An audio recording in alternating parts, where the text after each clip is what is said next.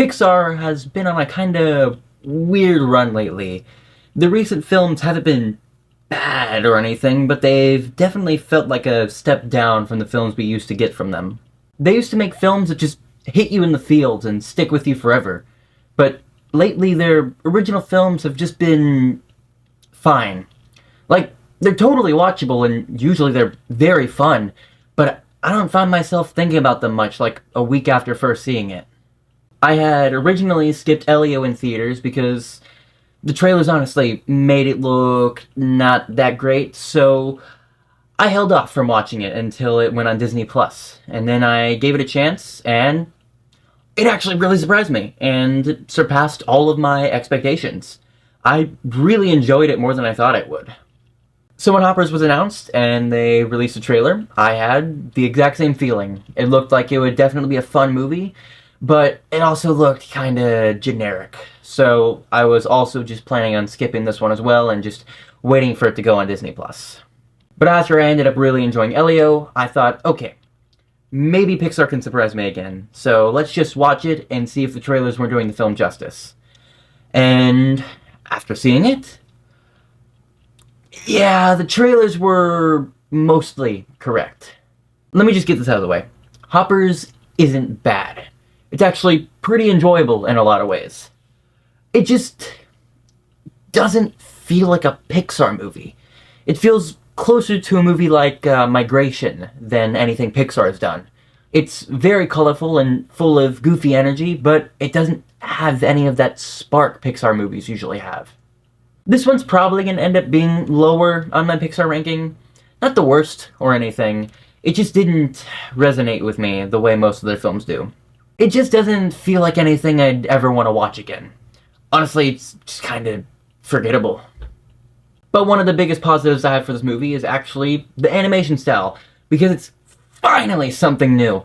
And I prefer it way more than the direction Pixar has been going with their last few films, like Luco, Turning Red, and then Elio. Those all use I think it's called the bean mouth style, which just wasn't for me, but thankfully, Hoppers switched it up, and it helps it feel a lot more fresher and more distinct when compared to their newer lineup of films, so I'll give it that. The movie's only about an hour and 45 minutes, which isn't long at all for an animated movie, but there were some moments in the film where it felt like it was a lot longer than that. Nothing was, like, outright boring, it just felt really slow. The plot also starts off pretty cliche too. You have the evil mayor who wants to destroy the forest so he can build a road or whatever. We've seen this story used a million times, and I was getting concerned at first, but thankfully, they pivot away from it later on. If they had stuck with that the whole way through, I probably wouldn't have liked it as much. Speaking of which, the third act is actually wild. Like, it felt so different than everything else you had seen in the film up to that point.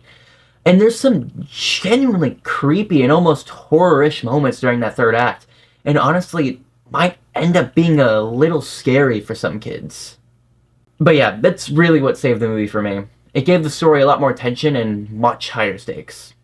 Without that plot shift, Hoppers would have been a lot more average.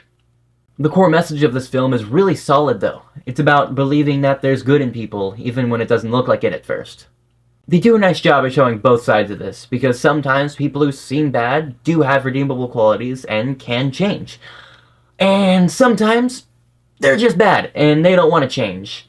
And so I thought they did a good job of having that balance between the two. Pixar is usually good at having those heart-tugging emotional moments, the ones that can even make grown adults cry.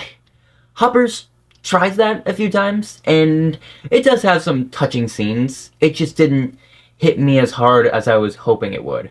But it's still well done and really sweet. That being said, this movie does feel closer to just being a straight-up kids movie.